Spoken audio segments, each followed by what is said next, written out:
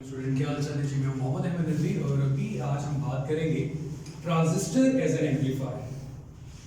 Transistor as an amplifier, सबसे पहले जब ट्रांजिस्टर बनाए गए तो सबसे ज्यादा जो यूज था इसका वो एम्पलीफिकेशन में था। एम्पलीफिकेशन की छोटी सी एग्जांपल, जैसे कि मस्जिद पे लाउड स्पीकर पे मौलवी साहब अजान देते हैं, पूरे मोहल्ले को सुनाई देती है, तो आपकी आवाज इलेक्ट्रिकल सिग्नल में कन्वर्ट होके एम्पलीफाई होके पूरे मोहल्ले को, पूरी ऑडियंस को सुनाई दे रही होती है। बड़ा इंपॉर्टेंट और बहुत आसान सा कॉन्सेप्ट है, जरा ध्यान से देखिएगा। हाँ, डेरिवेशन में थोड़ा सा मुश्किल आएगी, लेकिन कोशिश करेंगे कि इसको आसान किया जाए। हमारे पास जो गेन या एम्पलीफिकेशन है, हमारे पास आउटपुट वोल्टेज का हमने कंपैरिजन करना है इनपुट वोल्टेज के साथ। आउटपुट वोल्टेज का कंपैरिजन करेंगे हम इनपुट के साथ, तो हमारे पास गेन या एम्पलीफिकेशन आएगी। तो एक्चुअली ये एम्पलीफिकेशन या गेन हमारे पास इसमें आएगी minus beta R C over R I E. अब ये प्रूफ भी हमने करना है। कैसे करना है? तो सबसे पहले हम एक एनपीएन ट्रांजिस्टर लेंगे, एनपीएन ट्रांजिस्टर, उसकी बायसिंग करेंगे।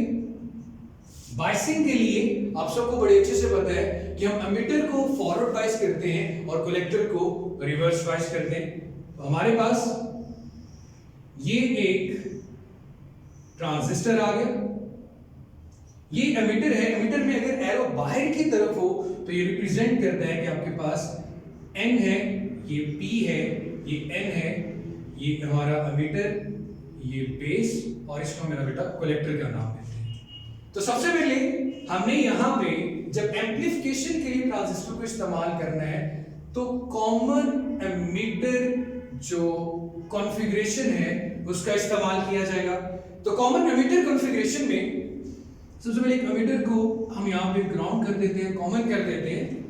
बेस से एक रेजिस्टेंस अटैच करेंगे, इसको आरबी का नाम दे देते हैं। और यहां पे क्योंकि एमिटर आपके पास फॉरवर्ड बायस होना चाहिए, तो एमिटर एन है तो इसके साथ हमारे पास एक नेगेटिव टर्मिनल बैटरी का आ जाएगा। एन के साथ अगर एन नेगेटिव अटैच हो तो फॉरवर्ड बायसिंग होती है। तो यहां पे फिर पॉजिटिव टर्मिनल आ गया, इस बैटरी को हम वीपी भी कहते हैं। चले, ये बायसिंग होगी एमिटर की।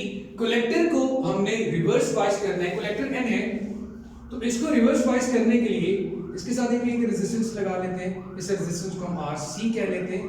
और यहाँ पे एन को अगर आपने रिवर्स बायस करना है तो पॉजिटिव के साथ अटैच करना होगा, ये बैटरी का नेगेटिव है, तो यहाँ से ये पाथ इसका कंप्लीट हो गया।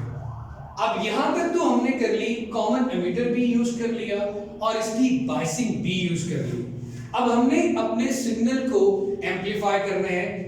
ये हमारा इनपुट रीजन है जहां से आप सिग्नल इसको दोगे, और आउटपुट पे ये आउटपुट रीजन है जहां पे आपको आउटपुट में सिग्नल मिलेगा, एम्पलीफाई भी होगा और इन्वर्ट होगा। नेगेटिव का साइन ही यहां पे इसी चीज को रिप्रेजेंट कर रहा है कि सिग्नल आपका एम्पलीफिकेशन के बाद मिलेगा और इन्वर्ट मिलेगा। तो सबसे पहले इसकी डेरिवेशन की तरफ आते हैं। अगर जरा गौर करो, आपके पास बेस और एमिटर P और N का यहां पे एक जंक्शन बन रहा है, तो दरमियान में डिप्लीशन रीजन भी होगा, बैरियर भी होगा। तो इसे हम VBE लाइक इनपुट वोल्टेज से रिप्रेजेंट कर देते हैं। और यहां पे चाहे रेजिस्टेंस कम हो, उस रेजिस्टेंस को हम RIE से रिप्रेजेंट कर देते हैं। P और N के दरमियान आपको बड़े अच्छे से पता है जंक्शन बनता है तो डिप्लीशन रीजन भी आएगा। यहां से फ्लो करने वाला करंट बेस से, उसको हम बेस करंट भी कहेंगे क्योंकि ये इनपुट रीजन से फ्लो कर रहा है। तो हम बेस करंट को इनपुट करंट भी कह सकते हैं, इनपुट रीजन। और इधर मेरे बेटे हम बात करते हैं आउटपुट रीजन की। इनपुट रीजन में सबसे पहले हमारे पास बेस करंट आता है जिसे हम इनपुट करंट कहते हैं, IB से भी रिप्रेजेंट कर सकते हैं। अब according to Ohm's law we know very well कि V is equal to IR होता है। अगर I कैलकुलेट करना हो तो R इधर आके डिवाइड होगा, V over R will be equal to I आएगा। अब यहां पे जो वोल्टेज है वो बेस एमिटर के जंक्शन के दरमियान के वोल्टेज, इनपुट वोल्टेज, और यहाँ पे जो रेजिस्टेंस है उसे हम RIE से रिप्रेजेंट करें, स्मॉल r स्मॉलर रेजिस्टेंस के लिए यूज किया जा रहा है।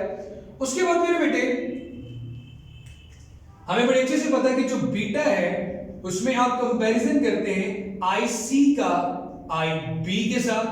IB इधर डिवाइड हो रहा है, इधर आके मल्टीप्लाई होगा, तो IC की इक्वेशन बनेगी बीटा IB, और हमें IB की वैल्यू भी पता है, यहां पे पुट कर लेते हैं beta VBE over RIE।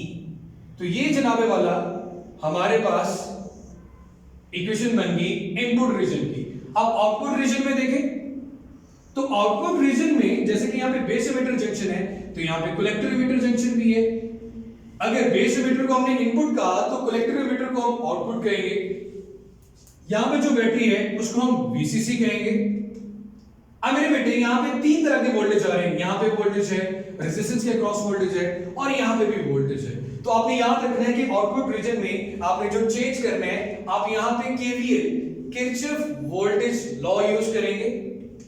Kirchhoff voltage law ये है कि लूप में आप स्टार्ट करें, पॉजिटिव से स्टार्ट हो रहे हैं और नेगेटिव की तरफ नहीं जा रहे हो, ऊपर की तरफ जा रहे हो, तो पॉजिटिव से जब आप मेरा बेटा स्टार्ट हो रहे हो तो सबसे पहले तो आ जाएगा प्लस VCC। रेजिस्टेंस के थ्रू, क्योंकि यहां पे कलेक्टर है तो यहां पे जो करंट फ्लो करेगा वो भी IC होगा, IC रेजिस्टेंस से जब भी पास होते हैं नेगेटिव साइन आता है। उसके बाद मेरे बेटे अब जब कलेक्टर से एमीटर की तरफ करंट जा रहा है तो मेरे भाई आपके पास एनर्जी डिसिपेट हो रही है, तो ये भी माइनस आ जाएगा इज इक्वल टू 0। अब VC हमारा आउटपुट करंट है, तो ये इक्वेशन बनेगी VCC माइनस IC RC, और इधर मैं लिख लेता हूं V आउटपुट, इसको रिप्लेस कर दिया, V आउटपुट लिख दिया। तो आउटपुट की इक्वेशन हमारे पास आ गई VCC minus IC RC। IC की वैल्यू यहां पे हम लोगों ने बड़े अच्छे से पढ़ी हुई है।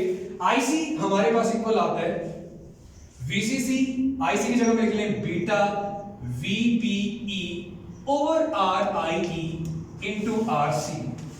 तो जनाबे वाला ये हमारे पास आ गई आउटपुट वोल्टेज की इक्वेशन।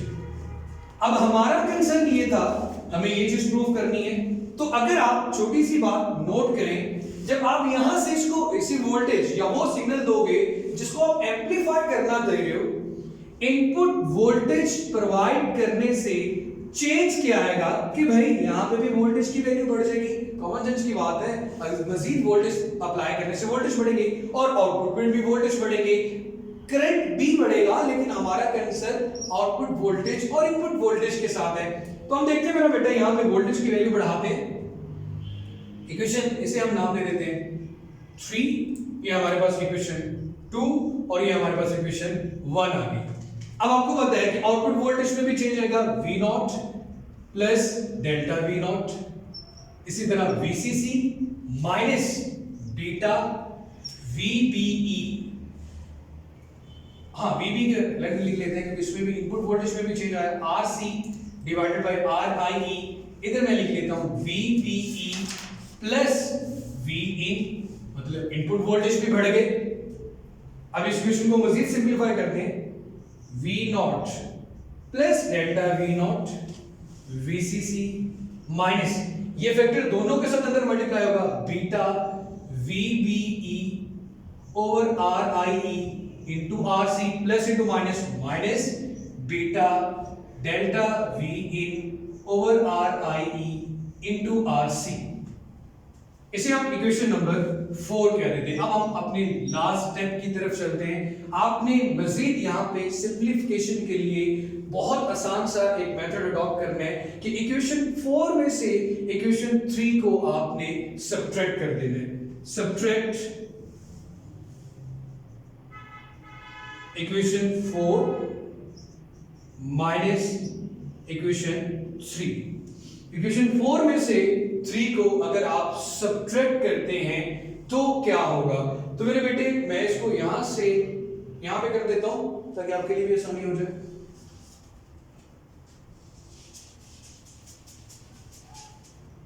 सबसे पहले लेफ्ट हैंड साइड पहले इक्वेशन 4 लिखेंगे V0 प्लस डेल्टा V0, फिर minus third equation minus V0, इसी तरह बीटा VBE और पहले VCC आएगा, VCC minus beta VBE over RIE into RC minus beta delta V in over RIE into RC minus VCC minus plus beta VBE over RIE into RC। So बड़े अच्छे से नजर आ रहा है आपको, plus V naught minus V naught के साथ कैंसिल, VCC प्लस के साथ कैंसिल, ये आपके पास इसके साथ कैंसिल हो गया। तो सिर्फ और सिर्फ आपके पास यहाँ पे बचता है डेल्टा वी नॉट और इधर से आ गया minus beta RC over RIE into delta V in. Output voltage को इनपुट पे डिवाइड कर दें तो आपके पास गेन आ जाती है, यही हमने शुरू में देखा था। तो ये वही रिलेशन बन गया जो कि शुरू में लिखा था, minus beta RC over RIE, और ये हमारी होती है गेन। और नेगेटिव साइन क्या इंडिकेट करता है कि आपका सिग्नल इन्वर्ट हो जाएगा कि जब भी ट्रांजिस्टर में हम कॉमन एमिटर कॉन्फ़िगरेशन यूज करेंगे तो आपका ट्रांजिस्टर उस सिग्नल को एम्पलीफाई करने के साथ साथ इन्वर्ट भी कर देगा। तो ये हमारा टॉपिक था, ट्रांजिस्टर एज एन एम्पलीफायर। इसको अच्छे से गौर से सुनिएगा, देखिएगा, क्योंकि क्वेश्चन नहीं समझ में आता तो दोबारा में कमेंट सेक्शन में पूछ सकते हैं। तो अपना बहुत सारा सा ख्याल रखिएगा, खुश रहें, आबाद रहें, अल्लाह हाफिज़।